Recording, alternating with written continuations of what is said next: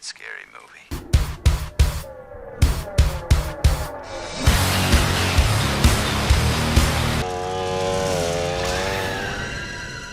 Leatherface, Texas Chainsaw Massacre 3. Leatherface, the Texas Chainsaw Massacre 3.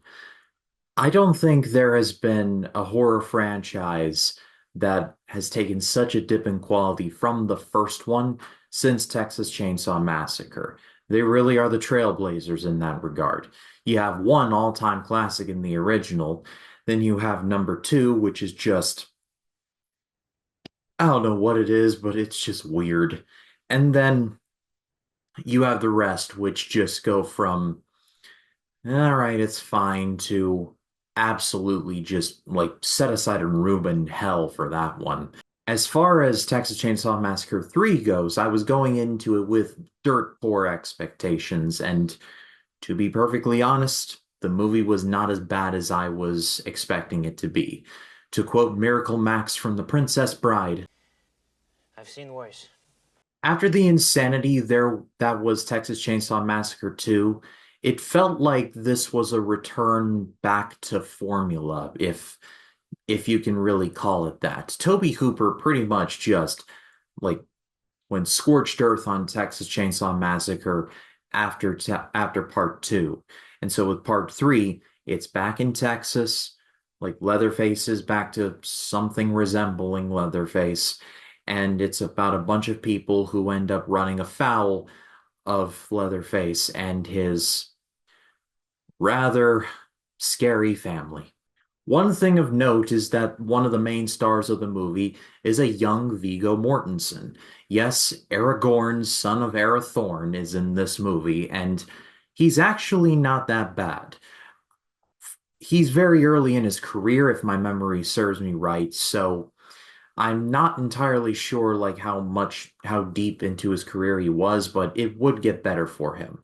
I can confirm though, he is passable. He's not like McConaughey in The Next Generation where he just completely eats up the screen. Like Mortensen, his character could have been played by anybody. The absolute best part of the movie by a lot is the character Benny, played by Ken Foree, a veteran of Rob Zombie's filmography. Ken Foree shines like a diamond in anything that he is in, and that goes double for this movie. He sells everything that he sees like it's life or death. And he gives the movie as much pep as you can ask for in a movie called Leatherface, Texas Chainsaw Massacre 3. He gets into a fight with Viggo Mortensen's character in the movie in front of the family home, if you will, and he asks Morton's character, "Why are you doing this?" And Morton's character is like, "I was hungry." And Benny's like, "Haven't you ever heard of pizza?" Best part of the movie right there. Leatherface is there. Like they try to pass him off as like a simpleton, like he can't communicate except through one of those like see and speak and spell things. He can't spell food and yet he can work a chainsaw. Don't think too hard about it. It's the Texas Chainsaw Massacre franchise where everything is made up and the points don't matter. From what I heard, this movie was actually supposed to be more violent than it was, even though an ear gets sliced off. That's pretty gruesome. But apparently it's supposed to be even more gross, but the MPAA said, yeah, that's not going to fly with us. So at the end of the day, this movie is pretty forgettable. Honestly, I was expecting to rip this movie to shreds, but there's actual effort put forth in some places, which is more effort than I was honestly expecting from this.